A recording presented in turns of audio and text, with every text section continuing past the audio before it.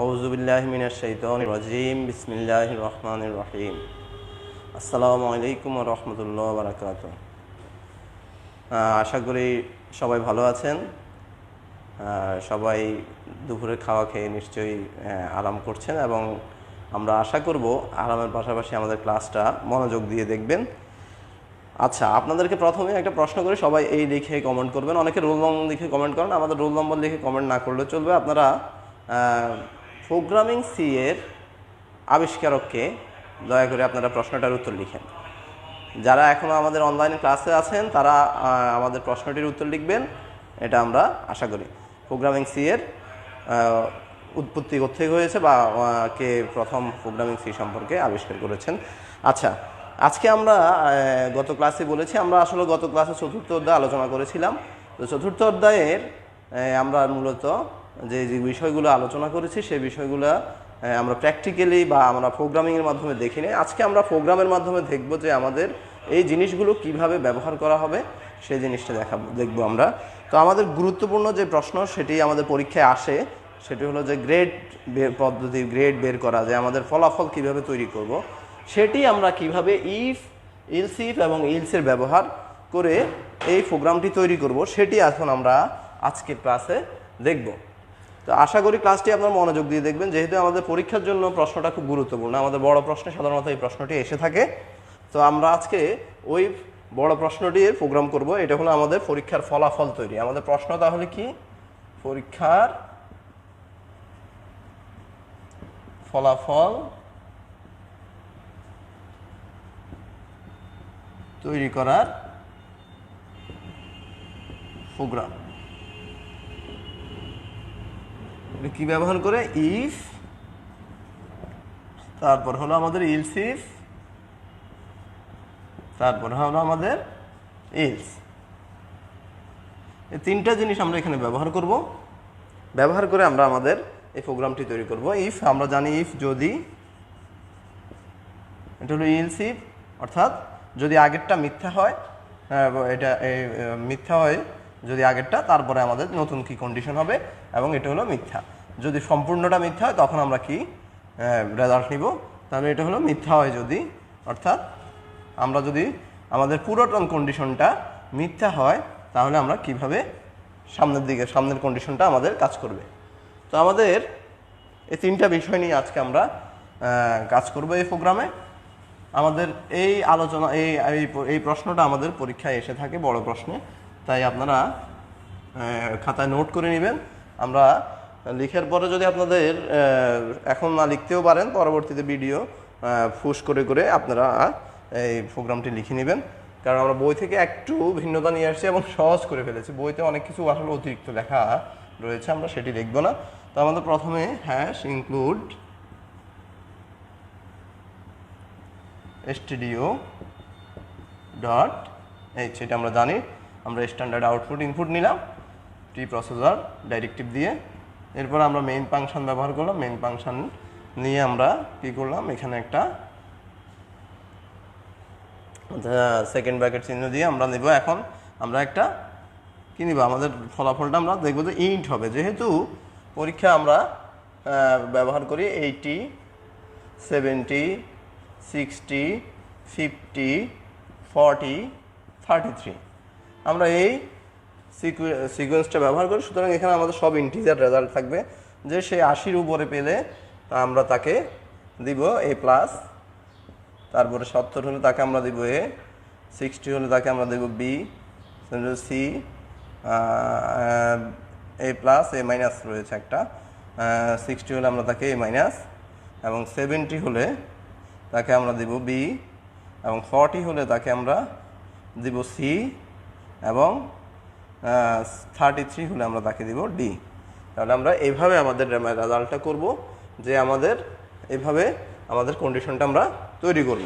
তাহলে আমরা ইন্ট, আমরা এটাকে ধরতে পারি যে স্কোর, অর্থাৎ নাম্বারও বলতে পারি, তবে স্কোর বললে ভালো হয়, যে তার স্কোরটা কত, তার এভারেজ যদি হয় স্কোর, তাহলে আমরা এটাকে সংক্ষেপে আমরা স্কোর না লিখে আমরা এস লিখি, এস লিখতে পারি।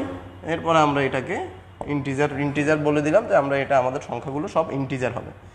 এরপর আমার ব্যবহার করি তার নাম্বারটা ইনপুট করবে যে তার নাম্বার এত, সে কোন গ্রেড পেয়েছে। তাহলে আমরা তাকে লিখতে হবে আউটপুটের জন্য প্রিন্টএফ এন্টার ইউর নাম্বার, অর্থাৎ যে ব্যবহার করবে ব্যবহারকারী তার নাম্বারটা এখানে লিখে দিবে। তারপরে আমরা যে জিনিসটি করতে পারি সেটা হলো যে আমাদের তাহলে রেজাল্টটাকে স্ক্যান করতে হবে। আমাদের প্রোগ্রামটা কি করবে, রেজাল্টটা স্ক্যান করবে। তাহলে আমরা লিখবো এখন স্ক্যান এফ, তাহলে সে একটা ইন্টিজার ডাটা নেবে যেহেতু, সেটা আমরা তাহলে কি দিব %d, এবং এখানে আমরা বলবো যে কার মান দিবে, সে স্ক্যানটা করবে কার মান, এস এর মান। তাহলে আমরা তাকে এস এর মান স্ক্যান করার জন্য বললাম। এখন আমরা তাকে শর্ত দিয়ে দিব। এখন আমাদের শর্ত চলে এসেছে ইফের ব্যবহারে আমরা চলে আসছি যে ইফটা কিভাবে ব্যবহার করব। প্রথমে আমরা লিখব যে ইফ যদি কি হয়, তার এস 80 থেকে এস এর মানটা যিনি প্রোগ্রাম ব্যবহার করবেন ওনার যে মানটা দিবেন ওই মানটা যদি 80 থেকে ছোট হয় এবং লজিক্যালি বিটওয়াইজ তাকে আমরা 100 থেকে ছোট হয়, 100 থেকে কি হবে, ছোট হবে। তাহলে কি বললাম আমরা, 80 থেকে বড় হবে, 100 থেকে ছোট হবে। তাহলে আমরা তখন যদি এইটা পাই তখন তাকে আমরা আউটপুট কি পাবো, print F your grade is A+। তাহলে আমরা প্রথমে একটা শর্ত দিয়ে দিলাম কি, ইফ যদি মানটা 80 থেকে বড় হয়, 100 থেকে ছোট হয়, তাহলে আউটপুটে তখন আমাদেরকে দেখাবে যে আউটপুটটা এরকম স্ক্রিনে আমাদেরকে দেখাবে যে আমি A+ পেয়েছি। তাহলে আমরা একটা শর্ত দিয়ে দিলাম ইফ দি, যে যদি এটা হয়। কিন্তু যদি এটার ভিতরে রেজাল্টটা না হয় তখন কি হবে, আমরা তাকে বলে দিতে হবে। তাহলে আমরা এটা মুছতে হবে যেহেতু আমাদের বোর্ডে আর কভার করবে না, আমরা এরপরে উপর থেকে আবার লিখতেছি। আশা করি আপনারা যারা লিখতে পারতেছেন না এখন, তারা পরবর্তীতে ভিডিও ফুস করে এগুলো আবার লিখে নেবেন, কারণ এটা পরীক্ষায় আসতে পারে, পরীক্ষার জন্য গুরুত্বপূর্ণ। তাহলে আমরা ইফ একটি ফাংশন লিখলাম। এখন আমরা বলবো যে যদি উপরেরটা মিথ্যা হয় তাহলে কি লিখবো, ইলস ইফ। যদি এই ফাংশনটা মিথ্যা হয় তাহলে তুমি কি করবে, তাহলে তুমি চলে যাবে আমার পরবর্তী ফাংশনে এস কি, আমরা কত লিখছি এখানে 70। এখন যদি 70 আর এখানে আমরা এখানে আমরা এটাকে ব্র্যাকেটে ক্লোজ করব, তারপরে এখানে আমরা ব্র্যাকেট শুরু করে এখানে বলবো তাকে, তাহলে আগের নাম্বারটা আমরা খেয়াল রাখবো। আগের নাম্বারটা কত ছিল, 80, অর্থাৎ সে 80 থেকে ছোট হবে, 70 থেকে বড় হবে। তাহলে তাকে কি করতে হবে, তখন তাকে আমরা বলবো প্রিন্ট এফ কি বলবো, ইউর গ্রেড ইজ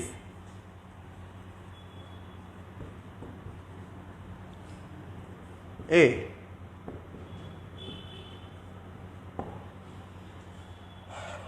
তারপরে আমরা এরপরে আবার আমরা আগের মতোই এখন বলবো, যদি উপরেরটা আবার যদি ইলসিফ হয়, মিথ্যা হয়, তাহলে আমরা কি করব, এস গ্রেটার দেন, এখন আমরা কত আসবো 60, তাহলে 60, তারপরে এস, তারপর 70। এখন আমরা তাকে বলবো যদি তুমি এই লজিক পাও তাহলে তুমি তখন কি করবে, আবার আগের মতো ইউর গ্রেড ইজ A-।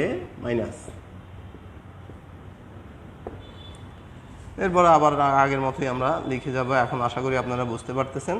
এখন আমরা বলবো যে ইলস ইফ আমাদের এস ইকুয়াল টু 50, আমাদের এখন আছে 50, তাহলে আমরা তাকে বলবো যদি 50 হয় তাহলে কি করবে, 50 হলে রেজাল্ট কি হবে, এখানেও কত হবে তাহলে 60।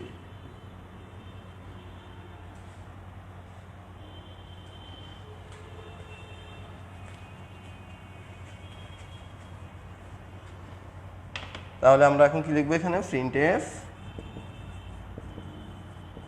your grade is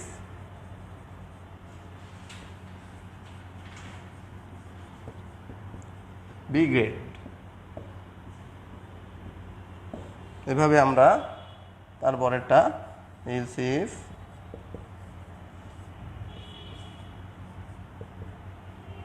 (40) and 50, তারপর আমরা তাহলে printf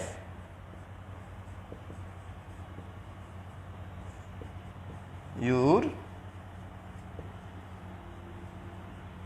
grade is C।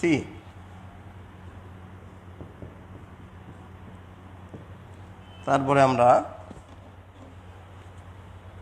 এখানে আবার আমরা বলে দিলাম তাকে যে তুমি, আমরা এখানে কত পর্যন্ত দিলাম 40, এরপর আমরা যেটা আছে আমাদের 33 আর এখানে আমরা দিলাম 40।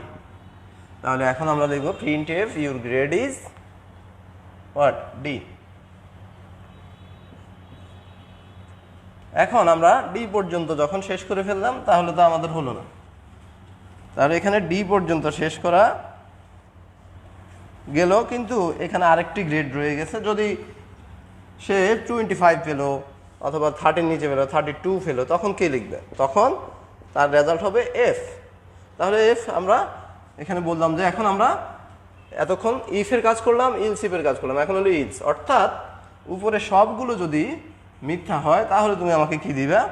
তাহলে আমরা লিখবো ইলস, উপরে সব যদি মিথ্যা হয় তাহলে printf আমরা দিব your grade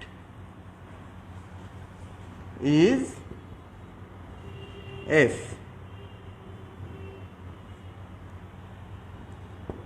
এবং তারপরে আমরা তাকে বলবো যে তুমি রিটার্ন করো, রিটার্ন না দিলেও চলে। তারপর আমরা আমাদের অধিকাংশ বইতে, এখন নতুন বইতেগুলোতে নাই কিন্তু পুরাতন বইগুলোতে রয়ে গেছে রিটার্ন 0 এবং আমরা ব্র্যাকেট ক্লোজ করবো। অর্থাৎ আমরা একটা গ্রাহক যখন রেজাল্ট নেবে, রেজাল্ট নেওয়ার পরে সে তার আউটপুটে তখন সে কী করবে, রিটার্ন 0-তে চলে যাবে, আবার সে প্রথম থেকে আমাদেরকে রেজাল্টটা দিবে। আশা করি আপনারা অত্যন্ত সহজে জিনিসটা বুঝতে পেরেছেন। বইতে একটু অতিরিক্ত অনেক কথা লেখা আছে, যার কারণে আমি আপনাদেরকে এই জিনিসটি সংক্ষেপে করে দিলাম। এটি আপনাদের বড় প্রশ্নের জন্য খুবই ইম্পর্টেন্ট। তো আমরা আজকে গত ক্লাসে আমরা যেটি বললাম যে আমাদের ইফ, ইলস ইফ এবং ইলসের ব্যবহার, যেটা আপনাদের বইতে রয়েছে, আমরা ওখান থেকেই আমরা ইয়েটি করছি। আমরা বইয়ের কত পৃষ্ঠা আপনাদের এই প্রশ্নটা রয়েছে, প্রশ্নটা আপনাদের বড় প্রশ্নে আসতে পারে, তো আপনারা এটা অবশ্যই নোট করে নেবেন। আমরা খুব আস্তে ধীরে দেখালাম যে আপনারা এটাকে প্রয়োজনে ভিডিও পুশ করে করে এটা লিখে নেবেন, এটা পরীক্ষার জন্য আপনাদের দরকারি। এরপরে আমরা যে স্টেটমেন্টটা ব্যবহার করব সেটা হলো সুইচ স্টেটমেন্টের ব্যবহার।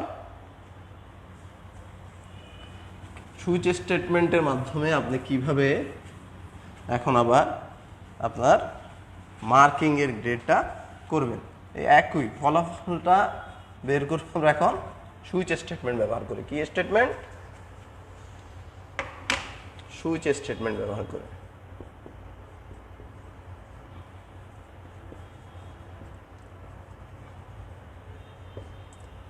সুইচ স্টেটমেন্টের ব্যবহার।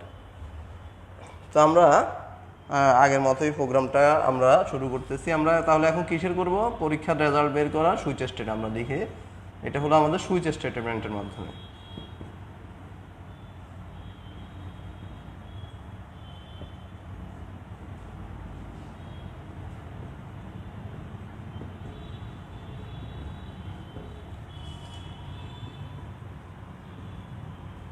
প্রোগ্রাম সুইচ স্টেটমেন্ট ব্যবহার করে।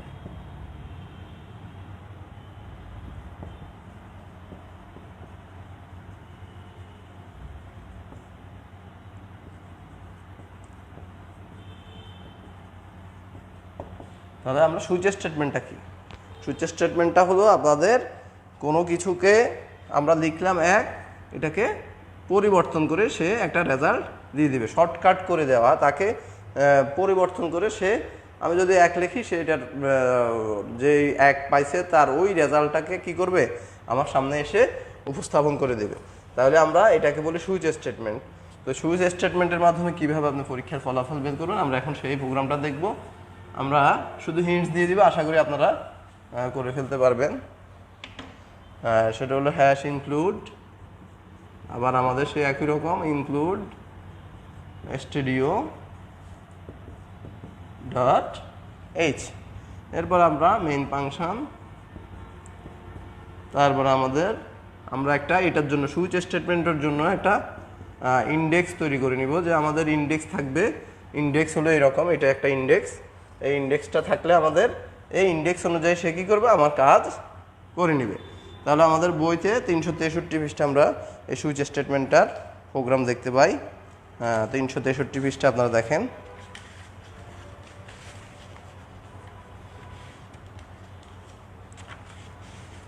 হ্যাঁ, সুইচ স্টেটমেন্ট এখানে আমরা পাইতেছি 363 পৃষ্ঠা। তো সুইচ স্টেটমেন্ট মিনস কি, আমরা যে কোনো জিনিসের সহজ করে ফেলা, যে আমরা দ্রুত কিভাবে একটা কমান্ড দিয়েই আমরা রেজাল্টটা কী করব, বের করে ফেলবো। যেমন এখানে আমাদের রয়েছে কেস 9, তাহলে কেস 9-এ আমাদের কী বুঝবেন, আপনি যখন 9 দিবেন তখন ওই রেজাল্টটা কি আপনার এখানে চলে আসবে। প্রথমে কী করুন, প্রিন্ট মার্ক, ইন্ডেক্সটার মধ্যে print enter the mark.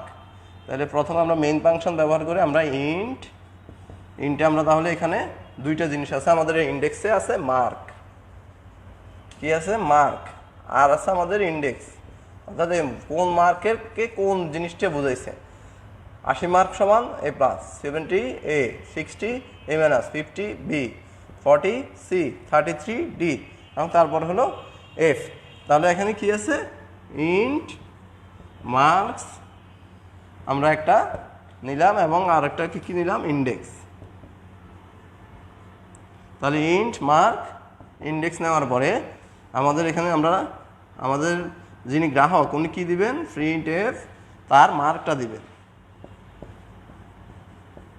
Enter the mark.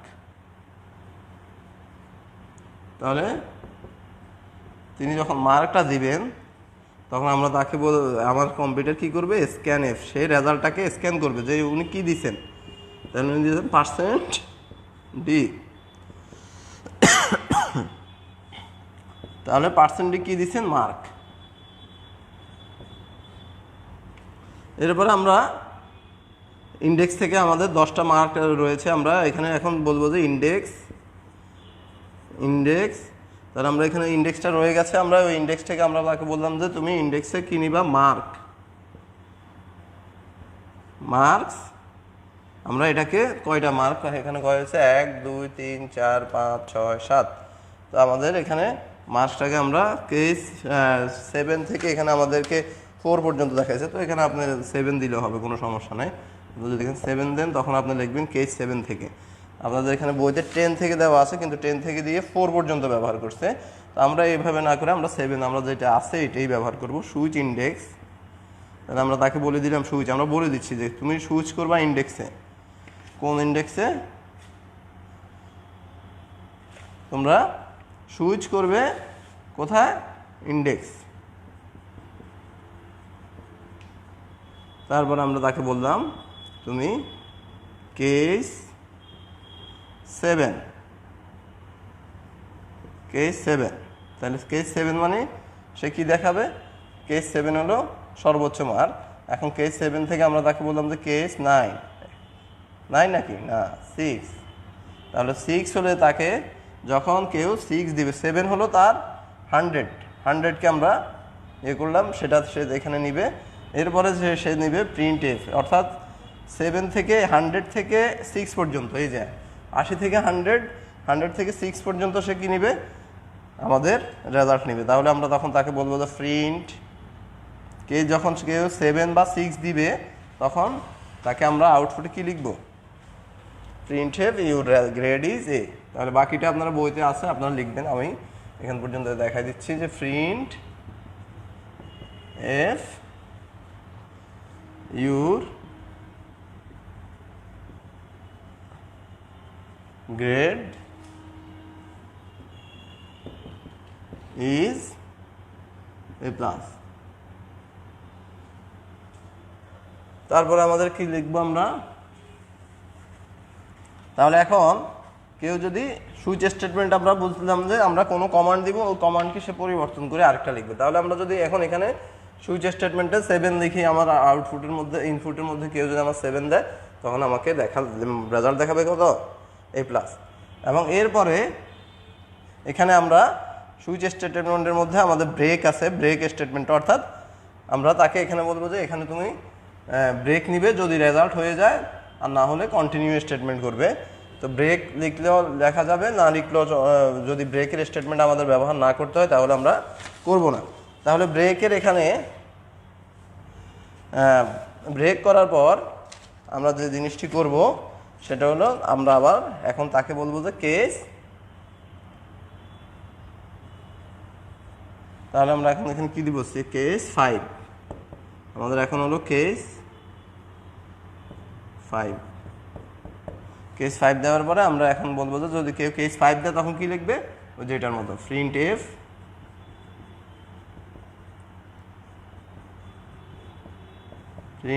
Your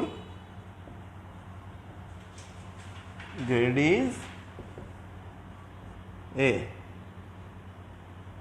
তারপর আমরা আবার এরকম এখানে ব্রেক দিব, আবার বিআর ব্রেক দেওয়ার পরে আবার আমরা কি করব, বলবো যে কেস 4। কেস 4-এ কি আছে, কেস 4 হলে আমরা এরপরে আমরা আবার আসবে print F your grade is a minus. তারপরে আমরা যেটি ব্যবহার করব কেস 3, তাও আবার একই রকম প্রিন্ট, এখানে আমরা কেসের পরে আমরা আবার ওই একই রকম 3-র পরে আমরা এখানে আগে ব্রেক ইউজ করতে পারি, ব্রেক। তারপরে আমরা এখন এখানে দেব printf your grade is B.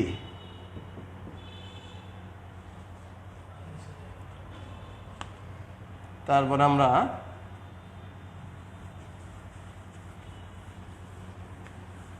এখানে আবার কি আসবো, ব্রেক দেওয়ার পরে আমাদের কেস এখন 3 গেল, এবার এলো কেস 2। তাহলে কেস 2-তে আমাদের রেজাল্ট কি আসতেছে, print F your grade is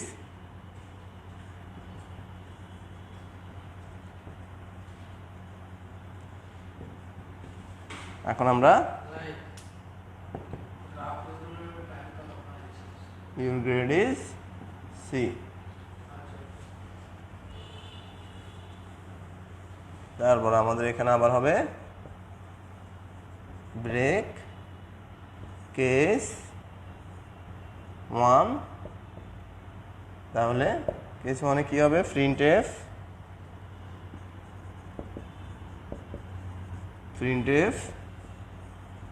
your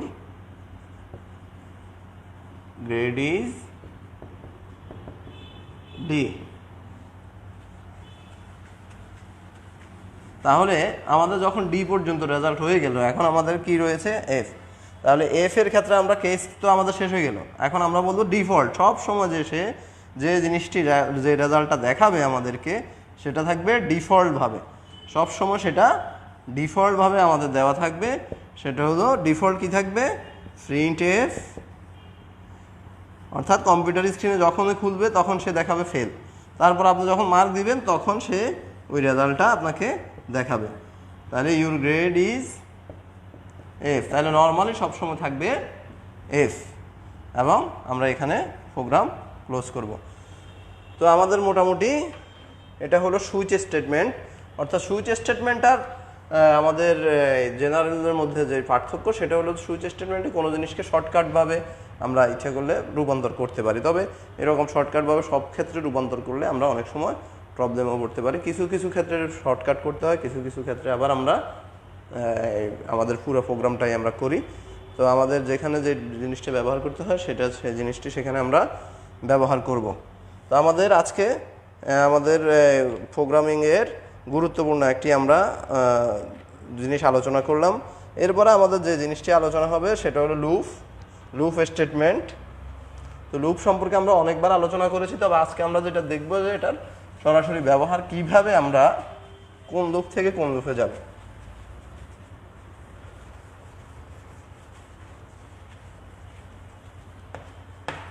তো আমরা লুপ স্টেটমেন্ট এই ক্লাসে আমরা শুরু করছি, কিছুক্ষণ পরে আমরা ব্রেক দিয়ে আমরা আরেকটা ক্লাসে বাকিটা শেষ করব। তো এখন আমরা লুপ নিয়ে আলোচনা করব। লুপ স্টেটমেন্ট, লুপ অর্থ আমরা আগেই জানি এটা পর্যাবৃত্তভাবে কোনো জিনিসকে পর্যাবৃত্তভাবে আমরা যেটি পর্যাবৃত্ত আকারে আমরা ব্যবহার করতে পারি, এই ধরনের জিনিসকে আমরা লুপ স্টেটমেন্ট বলি। লুপ স্টেটমেন্ট আমরা জানি যে দুই ধরনের থাকে, একটা হলো লুপের মূল অংশ আর একটা হলো কন্ট্রোল লুপ। তো আমরা এখানে যে জিনিসটা আলোচনা করব, লুপ সাধারণত কয়েক ধরন হয়ে থাকে। আমরা শিখেছি কি লুপ আছে আপনারা দেখি। দুটো লুপের নাম আমাদের কমেন্ট বক্সে লিখেন, দুইটো লুপের নাম যে আপনারা গত ক্লাসে আমরা আলোচনা করেছিলাম, আপনাদের মনে আছে কিনা দেখি। দুইটি লুপের নাম দয়া করে আমাদের কমেন্ট বক্সে লিখেন, আমরা দেখি আপনারা কে কে লিখছেন।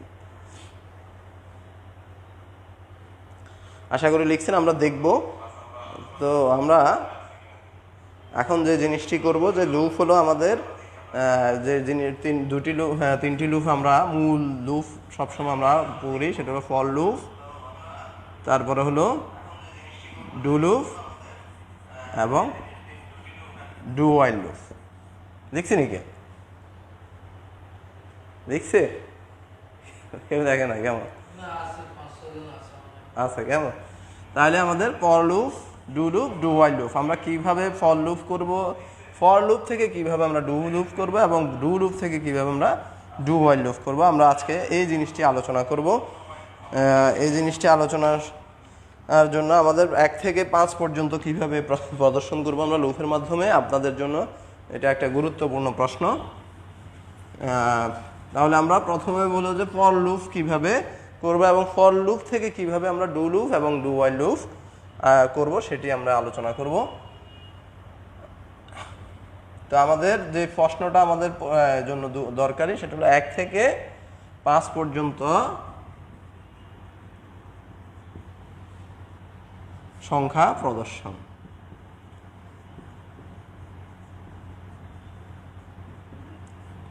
সংখ্যা প্রদর্শন, তাহলে 1 থেকে 5 এই সংখ্যাটা আমরা প্রথমে কি লুপের মাধ্যমে করব? For loop. এবং কিভাবে ফর লুপ থেকে পরবর্তীতে আমরা ডু লুপ এবং ডু ওয়াইল লুপে পরিবর্তন করব সেটি আমরা দেখব। তো আপনাদের যে জিনিসটি লুপের প্রকারভেদে আমরা শিখেছিলাম, কোনো লুপ আছে সসীম লুপ, কোনো লুপ আছে অসীম লুপ, এবং এর কিছু লুপ আছে মধ্যবর্তী লুপ, এটা আপনাদের নিশ্চয়ই মনে আছে। সসীম লুপ কি? যেসব লুপ আমরা নির্দিষ্ট সীমা, যেমন এখানে আমরা নির্দিষ্ট সীমা দিয়ে দিয়েছি 1 থেকে 5। আবার কিছু কিছু লুপ আছে অসীম, এগুলো কখনোই আমাদের কি মিলবে না। এবং কিছু কিছু লুপ আমাদের মধ্যবর্তী লুপ, এগুলো আমাদের একটি লুপের ভিতরে যদি আমরা আরেকটি লুপ প্রবেশ করাই তাহলে আমাদের এই মধ্যবর্তী লুপটি তৈরি হয়। যদি আমাদের লুপের ভিতরে লুপ অর্থাৎ নেস্টেড, আমরা যেটাকে বলেছি নেস্টেড লুপ বা মধ্যবর্তী লুপ, এই ধরনের লুপকে আমরা সাধারণত নেস্টেড লুপ বলি। তো আমাদের এখন আমরা include.studio.h দিয়ে আমরা আমাদের এই প্রোগ্রামটা শুরু করছি।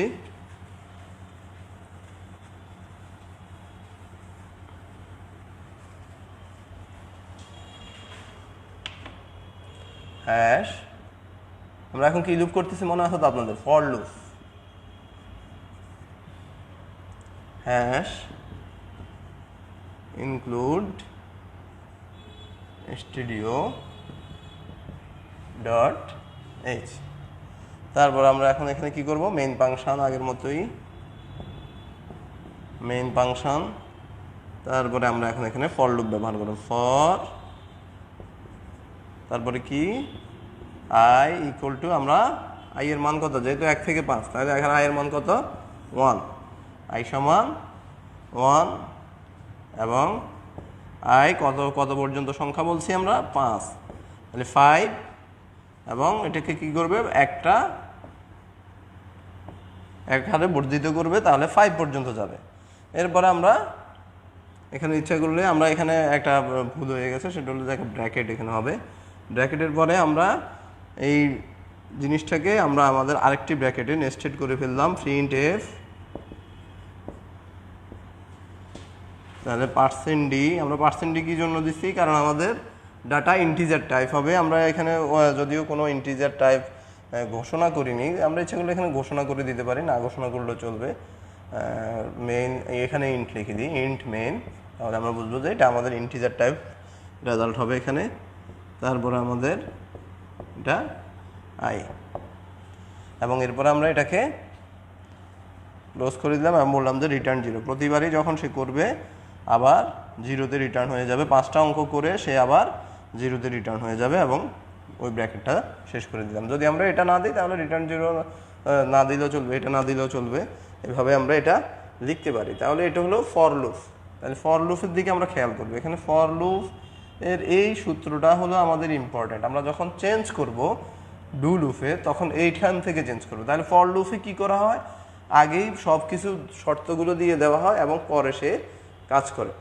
তাহলে আমাদের এটা হলো ফর লুপের ক্ষেত্রে। তাহলে আমরা ওয়াইল স্টেটমেন্টের সময় আমাদের কী হবে, ওয়াইল স্টেটমেন্টের সময় আমরা যেটা করব, আমাদের বইতে আছে দেখেন, প্রোগ্রামের শর্ত 2 বা ততোধিক বার কোনো স্টেটমেন্ট সম্পাদন করলে ওয়াইল স্টেটমেন্ট বলে। অর্থাৎ যদি আমরা ফর লুপের বিকল্প হিসেবে ব্যবহার, আমাদের কিন্তু এই লুপের যে ফলাফল দিবে আমাদের ওয়াইল লুপও সেই ফলাফল দিবে, এবং ডু ওয়াইল লুপেও সেই একই ফলাফল দিবে। কিন্তু আমাদের ব্যবধান হলো ওয়াইল লুপ যদি আমরা ব্যবহার করি, কাজটা আমরা বারবার করতে পারি, আর এখানে শর্তটা আগেই টেস্ট করে ফেলা হবে, এই জন্য এটাকে আমরা ওয়াইল লুপ ব্যবহার করতে পারি। আর ফর লুপ হলে শর্তগুলো একসাথে নিয়ে নেয়। তাহলে আমরা এখানে এখন আবার কি করতে পারি, আমাদের ইন্ট মেইন আমরা এখানে এখন কি করব, ওয়াইল লুপ যদি আমরা করি তাহলে আমরা প্রথমে লিখব, ইন্ট আই সমান 1, অথবা এখানে আমরা ব্র্যাকেট দিই ইন্ট আই সমান 1 লিখে দিব, আই ইকুয়াল টু 1। তারপর আমরা তাকে বলবো ওয়াইল তুমি কি পর্যন্ত করবে,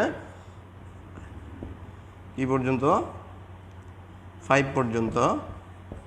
তাহলে আপনারা আগে যদি লিখে থাকেন, আমরা আগে ওইটা লিখে নিই, তাহলে আপনার বুঝতে সুবিধা হবে। ফর আই ইকুয়াল টু 1, তারপর বললাম যে আই গ্রেটার দেন 5, তারপরে বললাম যে আই প্লাস প্লাস। তাহলে এই তিনটাকে দেখেন আমরা পৃথক করতেছি। আমরা প্রথমে এইটাকে প্রথমে লিখলাম, এরপরে লিখলাম ওয়াইল, লিখে আমরা এটাকে লিখলাম। তাহলে আমরা কিন্তু একই প্রশ্ন যদি আমাদের ফর লুপ থাকে, আমরা ফর লুপ থেকে ডু ওয়াইল লুপে কী করতে পারবো, পরিবর্তন করতে পারবো। এরপরে আমরা যেখানে যে কাজটা করব সেটা হলো, আমরা ওই যে আমাদের নেস্টেড করে আমরা এখানে লিখবো প্রিন্ট, কথা ওইটাই, %d, তারপরে আমরা কার মান আই, তারপরে আমাদের এখানে আমরা এই ব্র্যাকেটটা ক্লোজ করে আমরা লিখব আই প্লাস প্লাস। তাহলে আমরা কী করলাম, আগের ওই ব্যাপারটাকে আমরা কি করলাম, এখানে আমরা এরপরে দিলাম রিটার্ন 0,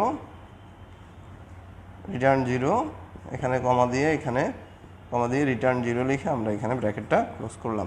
তো আমরা এখানে কি করলাম, আই প্লাস প্লাস, এই দেখেন এই আই প্লাস প্লাসটাকে এখানে ব্যবহার করছি ব্র্যাকেটের নিচে, আর ওয়াইল আর এই দুইটাকে আমরা উপরে নিয়ে আসছি। এটা হলো তাইলে ওয়াইল লুপ। তাইলে আমরা প্রথমে করছি ফর লুপ, এটা হলো ওয়াইল লুপ। এখন আমরা কি লুপ করব, ডু ওয়াইল লুপ। তাহলে ডু ওয়াইল লুপে কি হবে, আমরা প্রথমে আগের মতোই এখান পর্যন্ত লিখলেন, এখান পর্যন্ত লেখার পর আমরা এখানেই করে ফেলি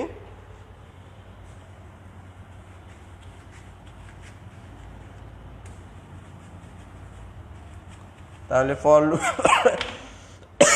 আমরা এখন বলবো যে ডু করো। দেখেন আমাদের ওখানে আমরা বলে দিচ্ছি আগে, কিন্তু এখানে শর্তটা হলো পরে। আগেরটাতে শর্ত হইলো আগে, এখানে আমরা বলবো পর। আগে তুমি কি করবা, প্রিন্ট এফ %d আই। তারপর তাকে আমরা বললাম যে এখানে ব্র্যাকেটটাকে ক্লোজ করার আগে তাকে এখানে আমরা বললাম যে আই প্লাস প্লাস, তুমি কোন পর্যন্ত করবা, আই প্লাস প্লাস পর্যন্ত। তারপর আমরা ব্র্যাকেটটা ক্লোজ করলাম, ক্লোজের পর আমরা লিখলাম ওয়াইল তুমি কি পর্যন্ত করবা, আই ইকুয়াল টু 5 পর্যন্ত। জাস্ট উপরেরটাকে আবার কি করলাম, নিচে নিয়ে আসলাম। ওখানে ওই ওয়াইল লুপে বললাম যে আমরা উপরে যে তুমি 5 পর্যন্ত করবে। আগে সে শর্তটা কি করে নিছে, টেস্ট করে নিছে, কিন্তু এক্ষেত্রে শর্তটা সে কখন টেস্ট করছে, পরে টেস্ট করে সে আমাদেরকে রেজাল্ট দিবে। তাহলে আমরা এখানে ব্যবধানটা নিশ্চয়ই বুঝতে পেরেছি। আমরা এই ফর লুপটাকে 3টা জিনিসকে যদি আমরা পৃথক যদি ওয়াইল লুপ করি, তখন আমরা ওয়াইলটা প্রথমে দিব এবং আই প্লাস প্লাসটা একদম শেষে দিব। আর যখন আমরা ডু ওয়াইল লুপ করব, তখন আমরা কি করব, অর্থাৎ এখানে আগে পরের কথা হলো যে ওয়াইল লুপের ক্ষেত্রে সেই জিনিসটা কি করে, আগেই টেস্ট করে, যে তাকে আগে সিদ্ধান্ত দিয়ে দেওয়া হয় যে তুমি 5 পর্যন্ত করবা। কিন্তু ডু ওয়াইল লুপে কী করা হয়, তো আগে সে কাজটা করবে, ফাংশনটা সমৃদ্ধ করে তারপরে সে ওয়াইল লুপটা করবে। এইভাবে প্রত্যেকটা আমরা তো যদি এরকম ফর লুপ থেকে ডু ওয়াইল লুপে চেঞ্জ করতে বলে, প্রত্যেকটা জায়গায় আমরা মনে রাখবো এই ফর লুপের এই 3টা জিনিসকে কী করতে হয়, পৃথক করে দিতে হয়। আবার যদি এখান থেকে ফর লুপে আনতে হয়, তাহলে আমরা মনে রাখবো যে শুধু আমরা এটা লিখে ফর লিখে এই 3টা জিনিসকে কোন জায়গায়, একই জায়গায় নিয়ে আসবো, তাহলে আমাদের ফর লুপ তৈরি হয়ে যাবে। এইভাবে আমরা সহজেই ডু লুপ থেকে ফর লুপ থেকে ডু লুপ, ওয়াইল লুপ, এভাবে আমরা কি করতে পারি, তৈরি করতে পারি। আশা করি আপনারা for loop, do while loop এই লুপগুলো আপনারা বুঝতে পেরেছেন। তো আজকে আমাদের এই চতুর্থ অধ্যায়ের এই প্র্যাকটিক্যাল স্টেটমেন্টগুলো আমরা দেখানোর কথা ছিল, আমরা আপনাদেরকে দেখালাম। যদি কারো কোথাও কোনো সমস্যা থাকে তাহলে অবশ্যই আমাদেরকে আবার নক করবেন, আমরা চেষ্টা করব আমরা এটা আপনাদেরকে ক্লিয়ার বুঝিয়ে দেওয়ার জন্য। আশা করি খুব সহজভাবে আমি দেখিয়ে দিয়েছি এগুলো, এর থেকে সহজভাবে নাই আসলে। এটা খুব সহজভাবে আপনাদের পরিবর্তন করে কিভাবে ডু লুপ থেকে ফর লুপ থেকে ওয়াইল লুপ থেকে ডু ওয়াইল লুপে পরিবর্তন করবেন, কিভাবে আপনি একটা মার্কশিট তৈরি করবেন, কিভাবে সুইচ স্টেটমেন্টের মাধ্যমে একটা মার্কশিট তৈরি করবেন, এই জিনিসগুলো সহজ করে দেওয়ার চেষ্টা করেছি। আশা করি আমার চেষ্টা সফল হয়েছে যদি আপনারা বুঝে থাকেন। আর অবশ্যই জিনিসগুলো নোটে রাখতে হবে, কারণ হলো এগুলো পরীক্ষায় আসার সম্ভাবনা বেশি। সুতরাং আপনারা আশা করি প্রয়োজনে যারা এখন লিখতে পারেন না, যারা ভিডিওটা ফুস করে আবার নোটটা নিয়ে নেবেন, নোটগুলো করে নেবেন। যেহেতু বইয়ের সাথে বইয়ে অনেক একটু কঠিন করে দেওয়া আছে, আমরা এটাকে সহজ করে আপনাদের সামনে উপস্থাপন করেছি। তাহলে আজকে এখন এই পর্যন্ত, আমরা কিছুক্ষণ পরে আরেকটি ক্লাস শুরু করছি। সবাইকে অনেক ধন্যবাদ। আসসালামু আলাইকুম।